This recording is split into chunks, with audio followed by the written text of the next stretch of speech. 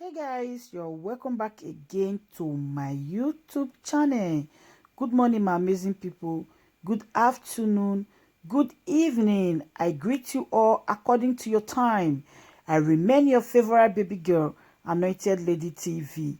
If you are new to my channel, you are highly welcome. And if you have been watching me, you've not subscribed, please kindly hit that red button where they will subscribe today and put on the notification bell. The essence of that bell is whenever I upload any video, you will be notified. To all my returning subscribers, thank you very much for tuning in, and to my new subscribers, you are officially welcome. Let's watch this video below, guys. I will be right back.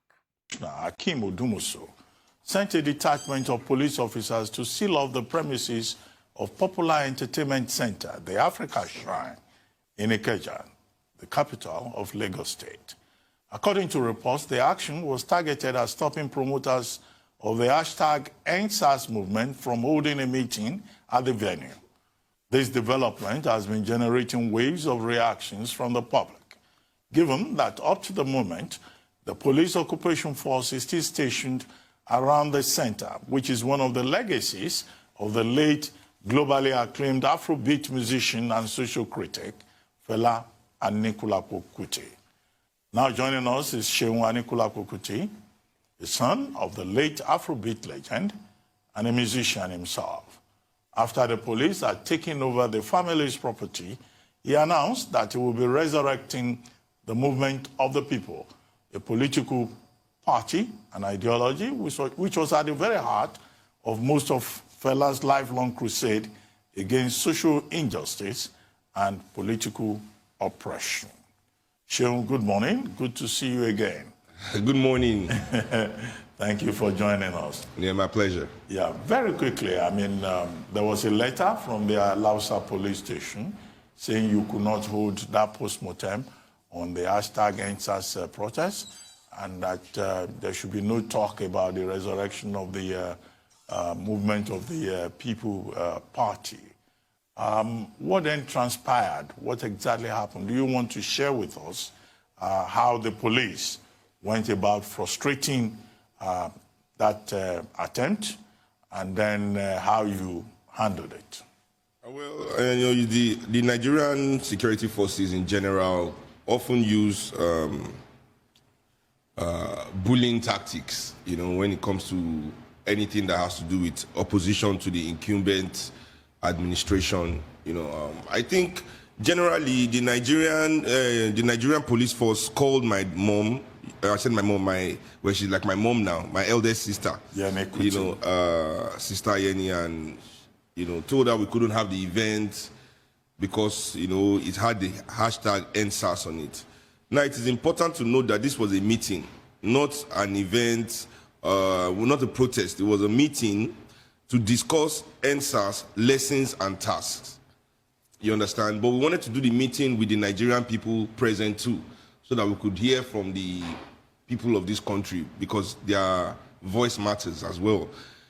But because our own government, right from time, do not take the ideas, the opinions, the voice of the Nigerian people to mean anything significant in their own decision-making process, they didn't see any reason why anything with people is not protest.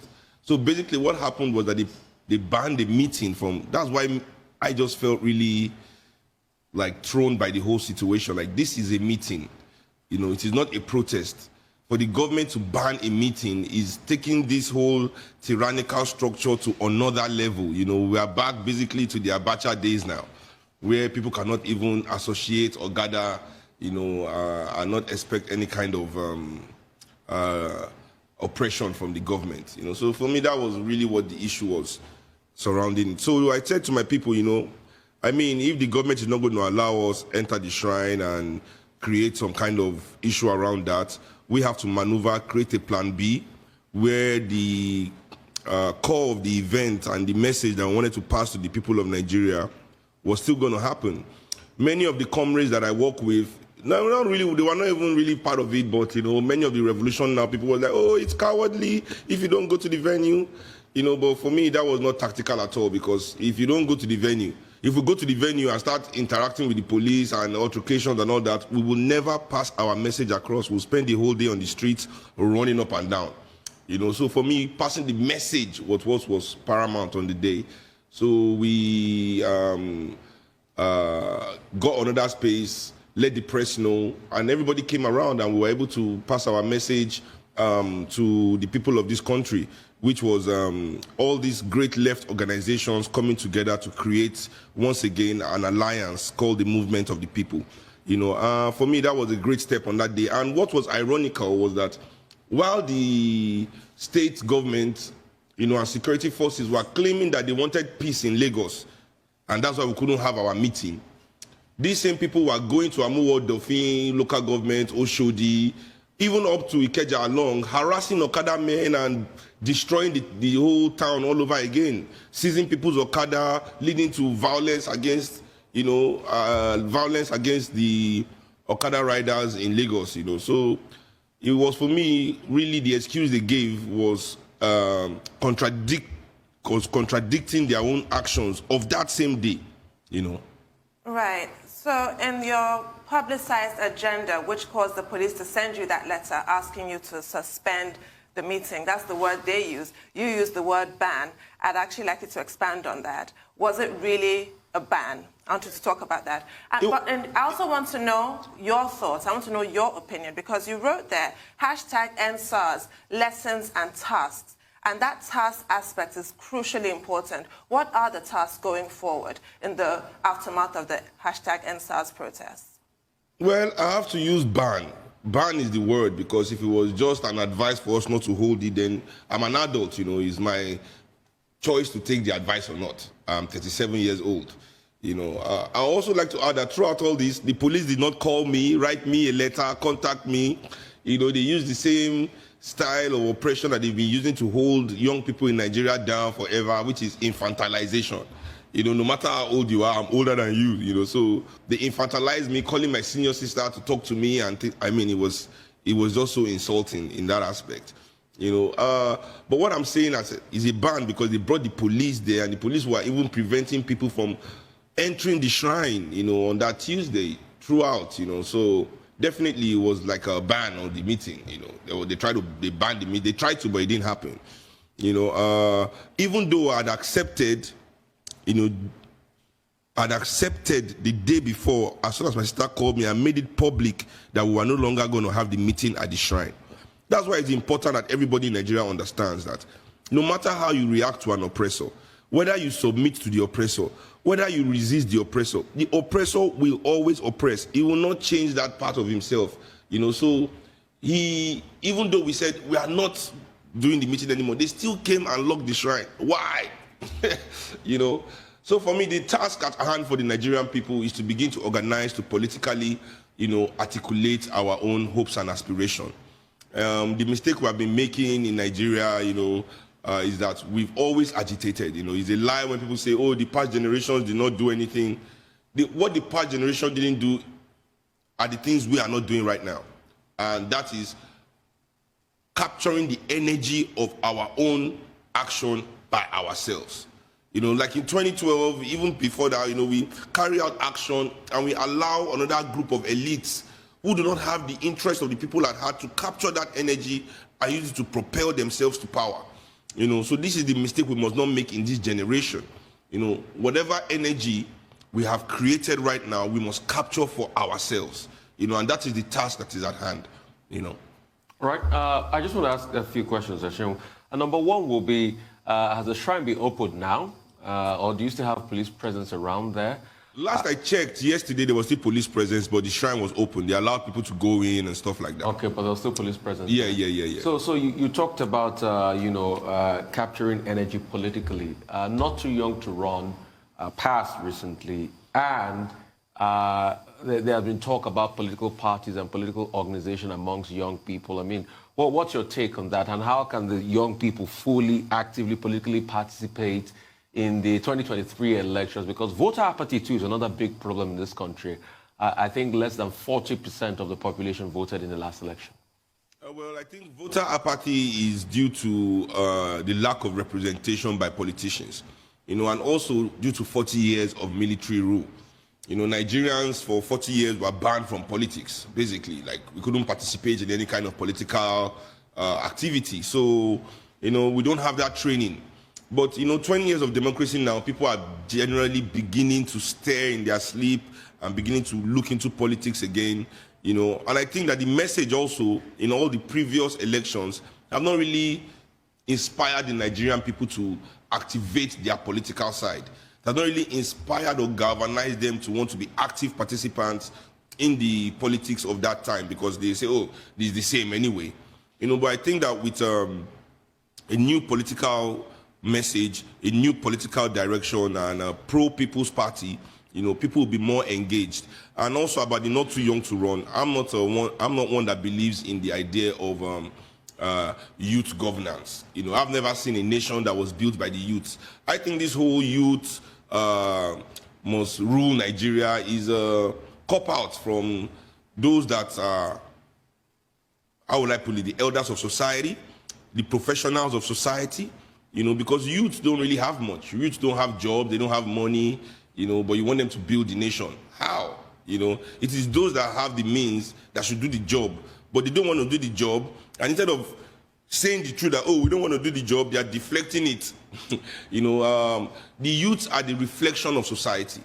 You know, youth are a reflection of your society, not the solution of your society. So if you want to know how your society is, you want to know how your society is working, you look at the state of your youth. They give you the exact situation report of your society, you know. And youth also is not an ideology, right? People will grow up and stop being young. Any idea or ideology that is going to liberate this country must be all-inclusive. It must include young people, old people, women, children, poor, rich, you know, all demographic. Youth is just a demographic too, all demographic. But Nigeria needs its youth for the energy that they can bring to the movement, for the energy that they can bring to nation building. You know, youth are important. You know, many of our politicians entered politics young. You know, Dimeji Bankole, I remember, Senate President, was quite young. Rotimi Amechi was quite young when he got into politics and power. Wike, quite young when he got into politics and power. People like Buhari have been in politics, you know, Mohammed has been in politics and power for a long time. You know, from when they were young, you know, so youth is not really the solution to the issue. What we need are people with dignity, self-respect, integrity, and a heart that beats for their own people, you know, not this group of people that don't care about anything that is, in fact, I feel that they are setting Nigeria up for destruction. That's why all of them are so invested abroad. The amount of assets Nigerian rich people have abroad is alarming. You know, all their children's school there, they have houses there, they go on holiday, they are set abroad. They're just waiting for them to scatter Nigeria so they can enter their private jets and run there, run home. That is home. They want to run home. You know, that's where they spend all their time. We see all their pictures. That's where they are smiling the most, you know, and things like that. You know, and that is, in those countries, is where they have friends that are in the middle class. In Nigeria, all their friends are rich like them, or else they are not friends at all. You know, Nigeria is only a business to these people. It's not home. You know, so we that call Nigeria home must begin to build, or rather, reconstruct our home. Well, Seun, we had Senator Adeseye Ogunlewe on this program, and we posed the question to him earlier in the week. That what did he think of what the police was doing with, you know, the Africa Shrine? And he made the point that perhaps you may have provoked the police because you were combining that postmortem on the NSAS protest with the movement of the people. So I'd like you to talk about movement of the people, what you are planning to do with that. And then you talked about the letter that was written. Yes. That they, to use your word, you were infantilized. You were not the person addressed in that letter. But they didn't even address anybody. That letter was addressed to the manger. Yes, the manger of the shrine. The manger of the shrine. So is that shrine, has it become a manger now? Yeah, maybe because, you know, the Savior is there. You know, maybe because they realized that the Savior is in the shrine, you know, so they didn't want me to enter. They have to just ride the manger. But to be quite honest, to respond to the senator, his statement shows that the Nigerian political class remains anti-dialogical. They don't want a dialogue with the people of this country. They are too big. They have dehumanized us for so long that they no longer respect the Nigerian people. We are not worthy of a dialogue with them. That is the reason why you say a meeting, just because of the title of a meeting, is provocative, right? But police killing Nigerian people for over 6 decades and Nigerian people rising up finally for only 3 days, that wasn't provocative. What happened in the toll gate, not provocative. The hunger in the land is not provocative. The fact that people that have private jets are hoarding Indomie noodles is not provocative. You understand? It is still the looter's fault for going there to take what is. So we understand these people's mindset. And that is what the MOP is about. You understand? The MOP is about changing this status quo. Saying to the oppressive elites of Nigeria that there are some of us that do not want a perfection of oppression. Because that's what happens here. As long as people are benefiting from the oppression of this country, they find ways to justify whatever atrocity that is committed by the people in power, as long as they are connected to that power. So we understand all of that. And that is what is going to change, and that is what MOP is here for, to create a party, a movement that is going to definitely end this atrocious behavior of a particular set of Nigerians who have decided that things are more important than people, who exist, and they've been existing since 500 years. We've had them in our society, but the traditional African society did not validate their behavior, so they were weak. Then the white men came. Ooh! As soon as the white men came, they found external validation to that behavior. They are the same people that sold their brothers and sisters for things like mirror, gin, gunpowder. These people are mesmerized by things. Fast forward 500 years down the line, and what are they still doing? They are selling us for things. These people are billionaires that cannot build anything. Can you believe that? Billionaires that can only buy things. They can't build a nation. They are weak. So the strong needs to take power from the weak so that the nation can move forward. Being aggressive and brutalizing innocent people is not a sign of strength. It further entrenches the notion that this government is weak in the real sense of the word. So we at the MOP are trying to create something new for the Nigerian people that says we are not looking for a perfection of oppression.